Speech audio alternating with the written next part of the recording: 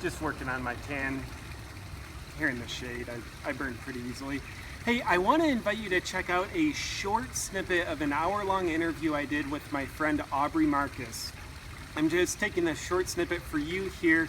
The hour-long interview, I'm posting it to my membership site. It's going to be the forthcoming third episode for my Awaken with JP Premium AF site, my community. But in this interview, Aubrey and I talk about how to get out of the box you're in and then crush the box. So I want to give that to you. Please check it out. Aubrey is a very inspiring person. He's the founder of On It, a human optimization company. He's a curious student of life, and he's the host of the Aubrey Marcus podcast, obviously.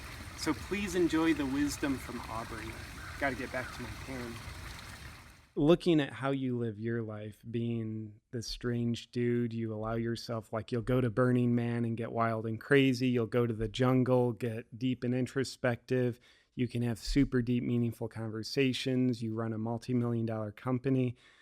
So what would your advice be to help people embrace more strangeness and not just get out of the box they've been in, but crush the fucking box? Yeah.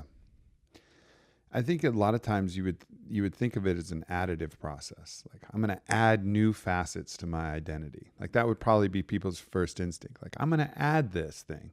But really, I think the key is to take away. Like, take away everything about who you think you are. And then that way you have ultimate freedom. Like, that's true freedom. And that's shifting the point of identification from your identity, period, to just, what someone would call your true self or your consciousness. It's the force of presence when everything else falls away, when the thoughts fall away and you're just there and alive. Because when you're present, as I was saying at the very first question, everything is awesome. And if you're just present and there and as consciousness, then you will naturally enjoy more of the things because there won't be limitations on what you think you should or what you shouldn't. So instead of like saying like, oh, I need to add a more spiritual side, or I need to add, put yourself in those positions, but really just focus on not tying yourself down to any form of identity. There's this, I was listening to Duncan Trussell's podcast, and this channeler, which is a very strange practice that I'm not sure if I'm on board with or not, but he's a channeler and his name's Paul Selig. But the wisdom of his words was undeniable. So he's either just brilliant and doesn't want to take the credit for it because he's putting out this ruse, or something weird is happening. Yeah. But anyways, he has this, what he calls an attunement. And it's a shifting of your identification point from your identity to your true self. And it goes like this. It says, I know who I am in truth. I know what I am in truth. I know how I serve in truth. I am free. I am free. I am free. And you say that to yourself, and it just shifts you away from this egoic identity into, I know what I am in truth. I know who I am in truth. I know how I serve in truth. I'm consciousness. I'm part of the divine. I'm part of everything. And then at that point, you're free to experience and enjoy everything. You're really free. I love that. And, I don't want to put the undue burden on you of idealizing you by any stretch. I mean, you shit out of your asshole just like any other human being. Ryan was showing me video footage just to prove it. Yeah, and it's not my best characteristic too.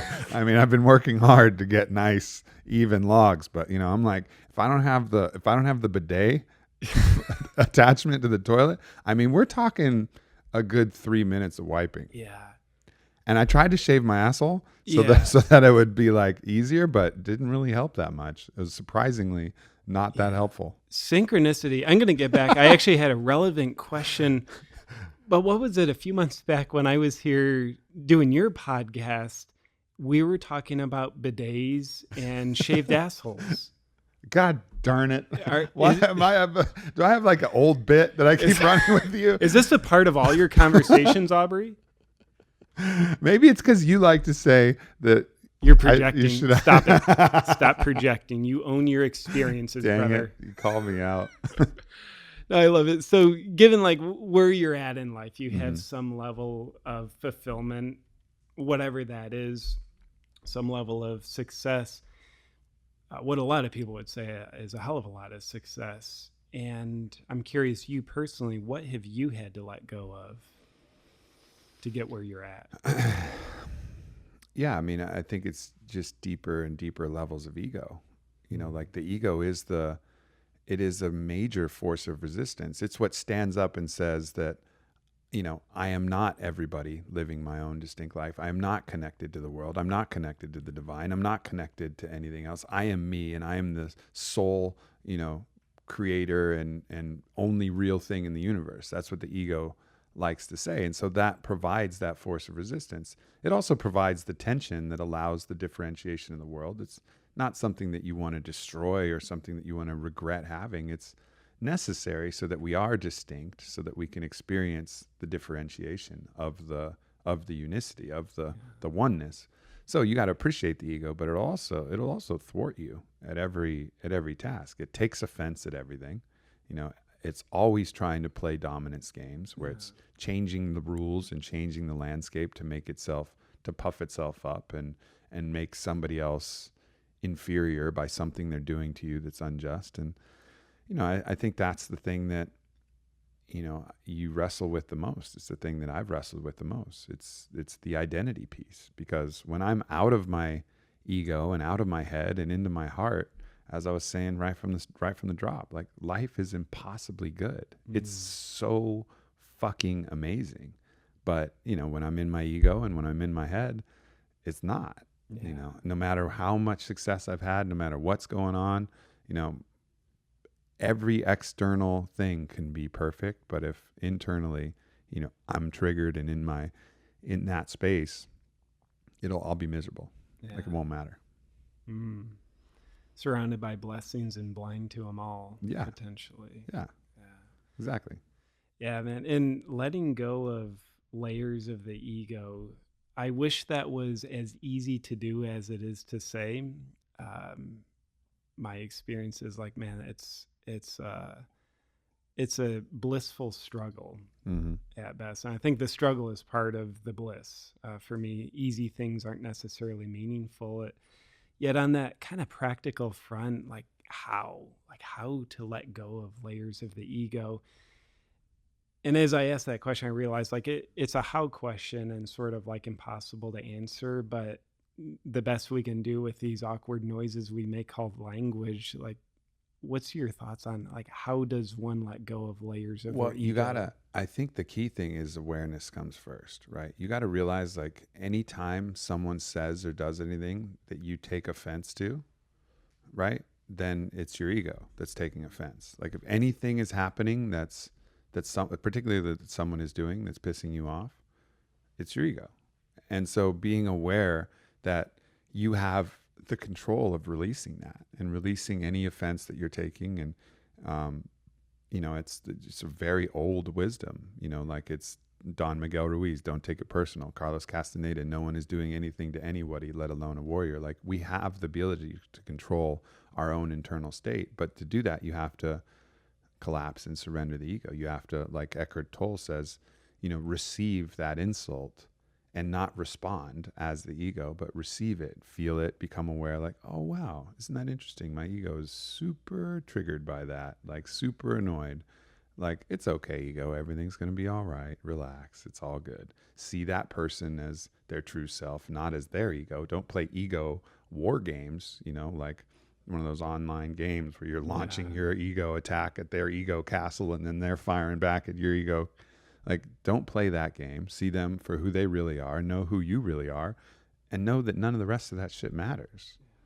Like, that's the challenge, but it all starts with awareness. It starts with not saying they are offending me, instead saying they are offending my ego, but I cannot be offended, and that's the move that ultimately I think is necessary to make if you're going to really make progress. Yeah, I love what you said, and to me that also means we're taking ourselves out of the disempowerment position of being a victim. They offended me, to the empowerment of, I dare say, self-realization through the teacher of being offended. Like, oh, they offended my ego. They just taught me I have this psychological scar tissue that's invisible, but I'm really self-identified with it. Yeah. And I didn't know it, but they just touched it Mm-hmm. for me. So I could realize, oh, I think I'm that. And that, like, when I get offended, I usually feel like this heat, tingling, flush, and a little tunnel vision sometimes. But to me, what I'm hearing you say is the method of self-empowerment through awareness is to realize they just gave us a gift. Mm-hmm. They helped us realize we think we're something, but we're not that something.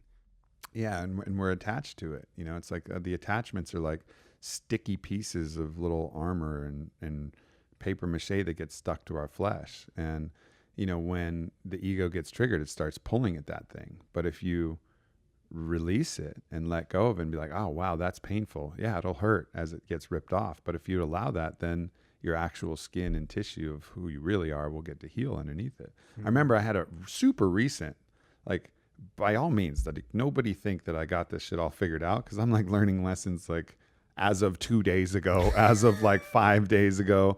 It's just it's actually very present for me, because there's been like massive like understanding of deeper and deeper layers and different things that have come up. I remember someone was continually making jokes about me not being funny. And I was like, and that's not something, and apparently I wasn't really aware that my ego was attached to my sense of humor, right? And I guess no one had really attacked that path. And, Yeah. you know, because I've had all kinds of other triggers, you know, of different things that my ego's been triggered by. And I got really offended. And I really I went off, and I was like, that was just rude. That was just rude, right? Right? And then I was like, fuck, like, I guess my ego was attached to an insecure about my sense of humor.